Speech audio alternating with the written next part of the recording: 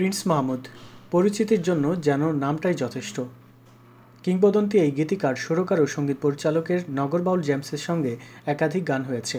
তার মধ্যে মা, বাবা ও বাংলাদেশ শিরোনামের গানগুলো আজও এখনও মানুষের মুখে মুখে ঘুরে ফিরছে। শ্রোতারাও চান প্রিন্স জেমস জুটির গান বারবার আসুক। এবার তাদের সেই অপেক্ষার অবসান হতে যাচ্ছে।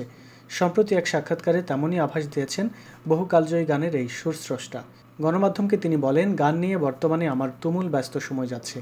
এর মধ্যেই জেমসকে নিয়ে নতুন গানের পরিকল্পনা চলছে, তবে সেটি এখনও প্রাথমিক অবস্থায় আছে।